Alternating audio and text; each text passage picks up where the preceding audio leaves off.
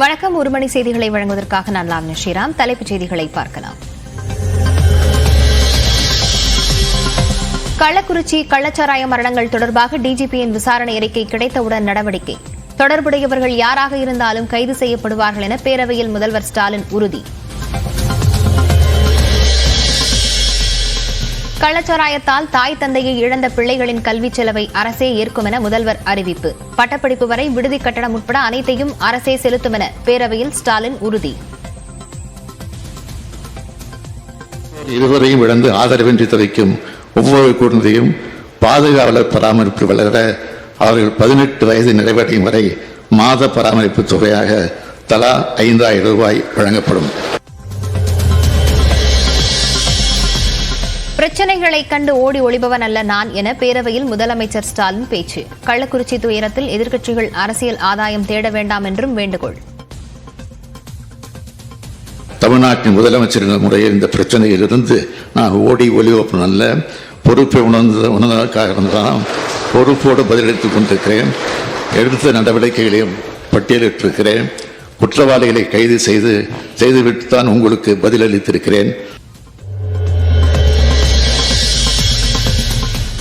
எதிர்கால சமுதாயத்தை பாதிக்கக்கூடிய போதைப் பொருட்கள் விற்பனையை அனுமதிக்க முடியாது. மக்களை காக்க எந்தவிதமான கடும் நடவடிக்கையையும் எடுப்பேன் என்றும் பேரவையில் முதலமைச்சர் திட்டவட்டம்.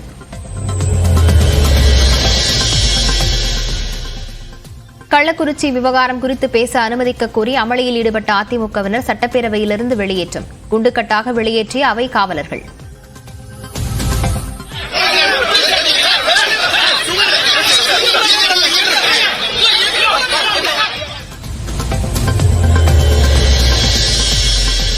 மானிய கோரிக்கை விவாதத்தில் எதிர்க்கட்சியினர் பங்கேற்ற அனுமதி வழங்க சபாநாயகரிடம் கோரிக்கை விடுத்த முதலமைச்சர்.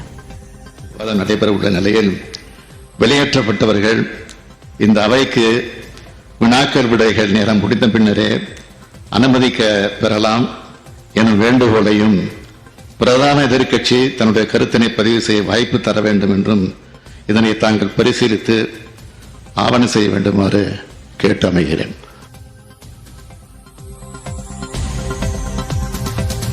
சபாநாயகர் அழைப்பை நிராகரித்த அதிமுக எம்எல்ஏக்கள்.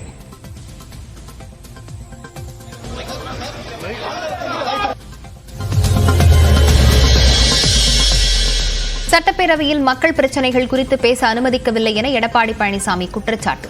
கள்ளச்சாராய சம்பவத்துக்கு பொறுப்பேற்று முதலமைச்சர் மு.க.ஸ்டாலின் பதவி விலக வலியுறுத்தல். சட்டமன்றத்திலே பேச வேண்டும் என்று பேரவைத் தலைவரிடத்திலே அனுமதி கேட்டோம். பேரவைத் தலைவர் அனுமதி மறுத்துவிட்டார். இது நெஞ்சை பதற வைக்கின்ற சம்பவம். கேள்வி நேரத்தில் யாரையும் குற்றம் சாட்டும் வகையில் பேசக்கூடாது. விதியை தெரிந்திருந்தும் அதிமுக உறுப்பினர்கள் செயல்பட்டது வருந்தத்தக்கது என முன்னவர் துரைமுருகன் பேச்சு. கேள்வி நேரத்தில் ஆரம்பத்திலே கொடுக்கிறது தவறு என்று தெரிந்தும் இந்த நிகழ்ச்சியை நடத்தியதற்காக இந்த மன்றம் தன்னுடைய வருத்தத்தை தெரிவித்துக் கொள்கிறது.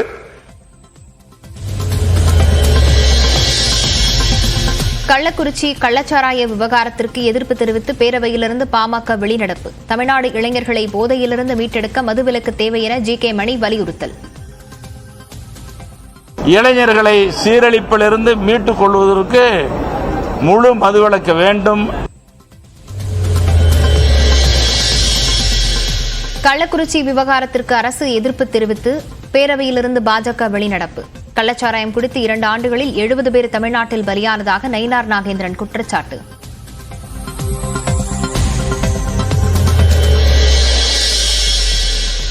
கள்ளக்குறிச்சியில் கள்ளச்சாராயம் குடித்து உயிரிழந்தோர் எண்ணிக்கை 48ஆக அதிகரிப்பு. உடல்நிலை பாதிக்கப்பட்டு சிகிச்சை பெற்று வந்த வடமாநில தொழிலாளியும் பலியான சோகம். கள்ளக்குறிச்சி விவகாரத்தை சாதாரணமாக எடுத்துக் கொள்ள முடியாது என சென்னை உயர்நீதிமன்றம் திட்டவட்டம். கல்வராயன் மலைப்பகுதியில் அதிகாரம் உள்ளவர்களின் துணையோடு கள்ளச்சாராயம் விற்கப்படுவதாக செய்திகள் வெளியாகியும் ஏன் நடவடிக்கை இல்லை என அரசுக்கு கேள்வி. கள்ளச்சாராயத்தால் கருணாபுரத்தில் உயிரிழந்தவர்களின் குடும்பத்தினரிடம் ஓய்வு பெற்ற நீதியரசர் கோகுல்தாஸ் விசாரணை. உடல்நிலை பாதிக்கப்பட்டவர்களுக்கு அளிக்கப்படும் சிகிச்சை பற்றியும் மருத்துவர்களிடம் கேட்டறிந்தார்.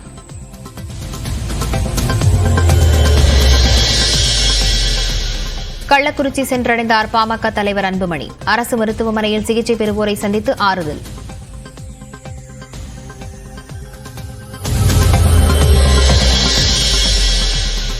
கள்ளக்குறிச்சி கள்ளச்சாராய மரணங்களுக்கு காரணமான முக்கிய குற்றவாளி சின்னதுரை கடலூரில் கைது. சின்னதுரைக்கு மெத்தனால் விநியோகம் செய்த மாதேஷ், மதன் மற்றும் ஜோசப் ராஜாவையும் கைது செய்த போலீசார்.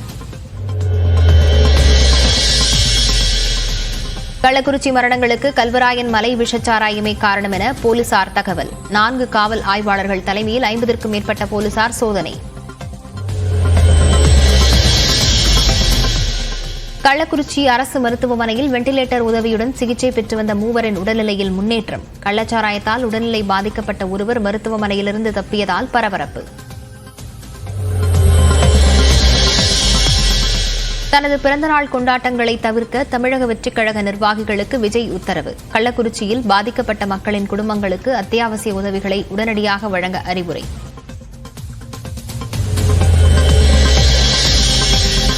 சர்வதேச யோகா தினத்தையொட்டி ஸ்ரீநகரில் யோகா செய்த பிரதமர் மோடி.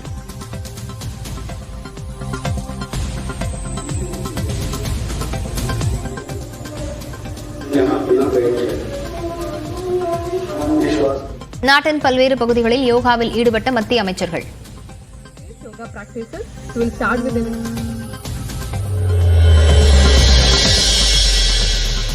தங்கத்தின் விலை சவரனுக்கு 640 ரூபாய் அதிகரிப்பு. 54,240 ரூபாய்க்கு விற்பனை.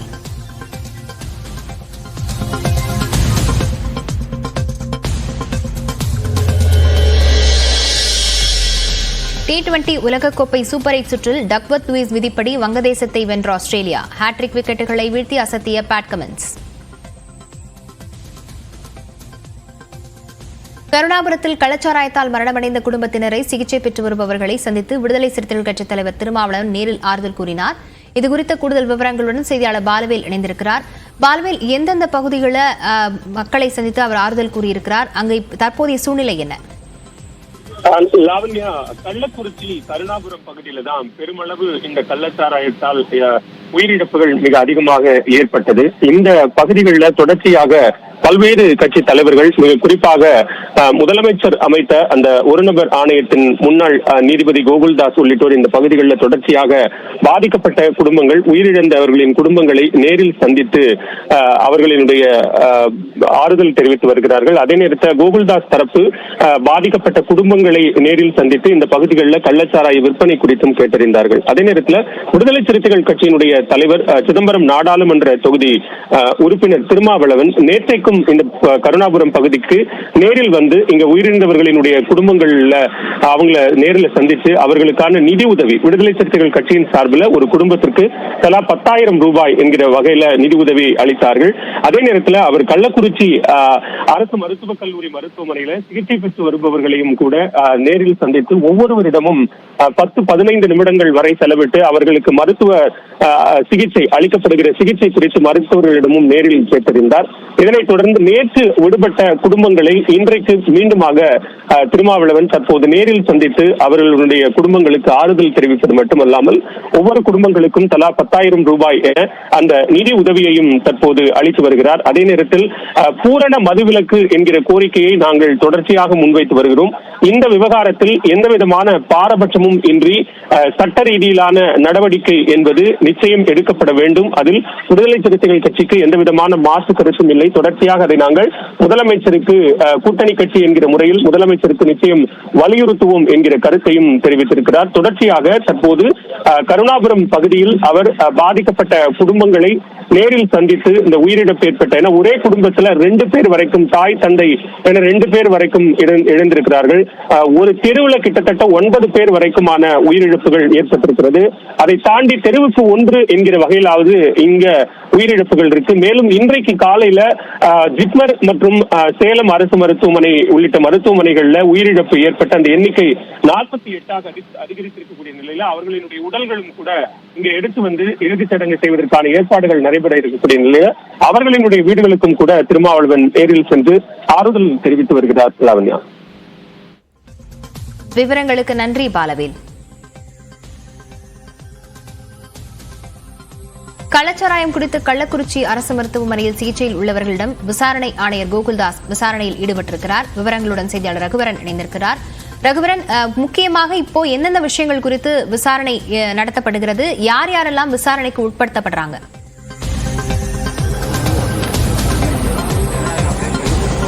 லாவண்யா, தற்போது கள்ளக்குறிச்சி மருத்துவக் கல்லூரி மருத்துவமனையில் தமிழக அரசு நியமித்த ஒரு நபர் விசாரணை ஆணையமானது அவர்களுடைய விசாரணையை தொடங்கி இருக்கிறார்கள். குறிப்பாக ஓய்வு பெற்ற நீதியரசர் கோகுல்தாஸ் அவர்கள் தற்போது நேரடியாக இந்த மருத்துவமனைக்கு வந்து விசாரணையை தொடங்கி இருக்கிறார். குறிப்பாக இதற்கு முன்பாக அதிகாரிகள், மருத்துவத்துறை அதிகாரிகள், வருவாய்த்துறை அதிகாரிகள், காவல்துறை அதிகாரிகள் என்று தனித்தனியாக விசாரணை அவர் நடத்திய நிலையில் தற்போது பாதிக்கப்பட்ட மக்கள் வீட்டிற்கும் நேரடியாக சென்று விசாரணை மேற்கொண்டார். தற்போது சிகிச்சையில் இருக்கக்கூடிய மக்களை நேரில் பார்த்து அவர்களுக்கு எது போன்ற சிகிச்சை அளிக்கப்பட்டு வருகிறது என்பதனை நேரடியாக விசாரணை செய்து வருகிறார்.